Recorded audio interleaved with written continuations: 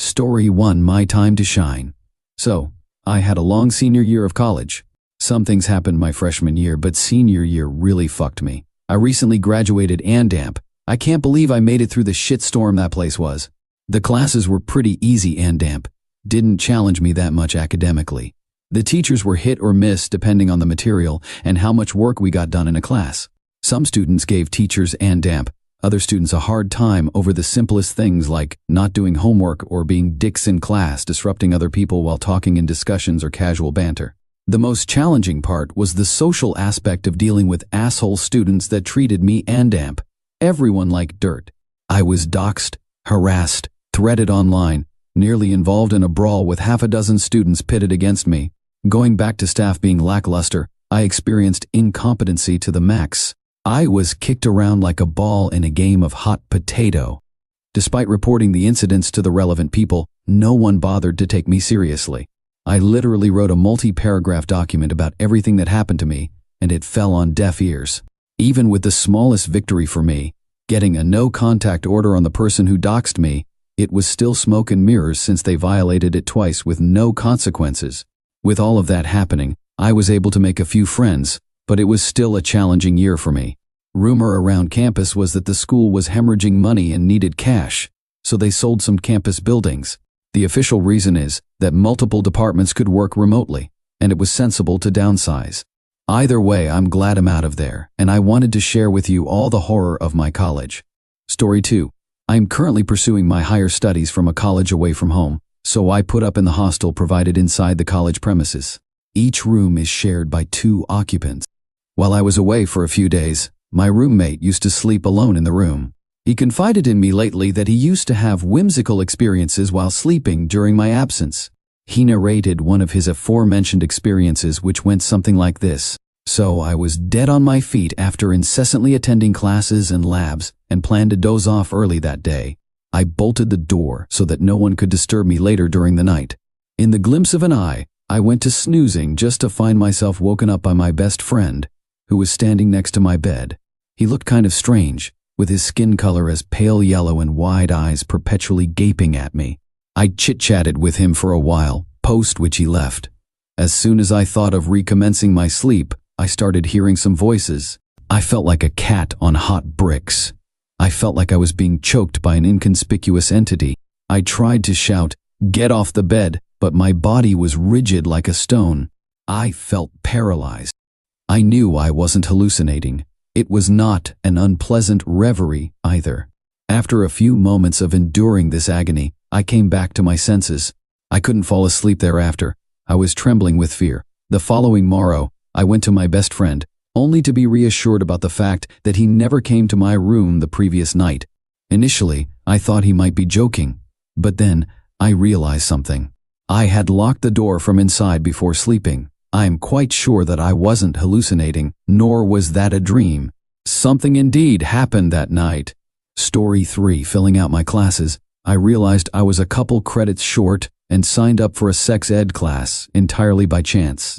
It seemed like a safe option, myself being an open-minded, reasonably informed, sexually active person. My boyfriend at the time thought it was a great idea for an easy grade, and joined in the same class. We didn't know it, but 2 of our friends signed up for it too.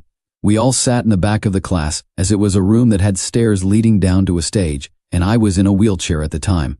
This professor was middle-aged, red-headed, fit, and was basically every stereotype for a MILF in a teacher porno video.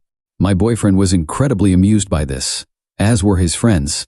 Oddly enough, she overheard them and made flat commentary that they could try to be creative and say something she's not heard before. We knew we liked her at that point and would do well in the class out of guilt for that, if nothing else. For the first weeks, the class focused on safe sex practices and STDs. Nothing out of the ordinary, and it bored enough students to have 10% of the 30% dropout. We wanted to drop it, but figured she was a worthy person to stay for. It became a sparse but tight-knit class that was open to discussion. One day, we were finally getting into fetishes and paraphilias unit, signaling the end of the condoms are good McKay drudgery. And coming into the classroom, something seemed off. The lights were dim, she wasn't at her podium, and there was a fucking meat cleaver sticking out of the podium's top. We all slowly got to our seats, quiet and confused. She walked out of the corner of the stage grinning. We'd never seen her love for theatrics, but boy, the way she clicked along the stage slowly, eyeing the crowd, you'd think she was an actress for a living. It was such a mind-fuck switch from what we'd come to know. So you're the students who'll stick around, huh? Good. I have a story to tell you about creativity and love, and fetishes. The way she said that last word, my boyfriend freely admitted, made him feel underaged. She walked up to the meat cleaver, touching the tip of the handle. There was a man, a totally normal, boring lawyer, in a happy relationship with a decent car. Good family life? Not one to struggle for much? She picked up the cleaver, hefting the spine of the blade against her open palm. But he had a guilty, dark fetish. You see, he never liked pain but loved the idea of having, she clapped the flat of the blade against her palm, his penis, clapped harder, cut off. She thwacked the flat of the blade against her palm, the sound shocking the crowd and causing many crossed legs and high-pitched nopes.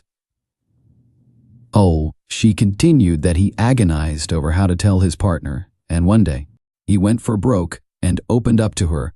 To his relief, she accepted this and understood his, as his partner put it, one-time pleasure. He was relaxed to be so open with her and was in a brilliant mood at work the next day, his worries and fretting sent off to the wind. He came home that day, his girlfriend at the door, naked except for an apron. She beckoned him to the kitchen, cleaver in hand. At this point, the class is collectively asking, "What the fuck?" No, no, no. The professor slammed the cleaver into the podium, saying sternly, yet calmly, "Silence." The class, terrified but too invested to leave, quieted down. It was surreal, she continued, saying the girlfriend took his penis in her hand and wrapped a string around the shaft. One of my friends grew faint, whispering, "Oh God, a tourniquet." We all sank into our seats. It clicked how dark this story was getting, and I loosened the brakes to my wheelchair in case this got worse. She laughed at the dramatic pause in her story. The girlfriend pulled the string tight, then took up the cleaver, and in saying this, she took the cleaver from the podium and said the girlfriend then slammed the cleaver down onto the string. The professor had a laugh riot at the class's collective sighs of relief, and she walked to the lights and turned them all on. Sighing happily, she turned to the class saying, "Creativity and working with one's partner in an open-minded way is always better than judging them. Fetish or something more negative, communication is key. Also, if any story was going to open you guys to discussing paraphilias and fetishes, it was going to be that one." It was a weird class. But, while every day had something of note, there is one last story worth telling. My boyfriend and I got bogged down with my doctor's appointments and my leg surgery, and while we both caught up with major classes, we were behind on this one. She announced she was doing a panel in the class, wherein you went in the front of the class and answered questions about your sex life and beliefs on sex. Extra credit? 20 points. I needed 25. I refused. I wasn't even going to consider it. It wasn't an option. My boyfriend needed the credit too, and we argued about it, me saying it was 5 points off, who cares?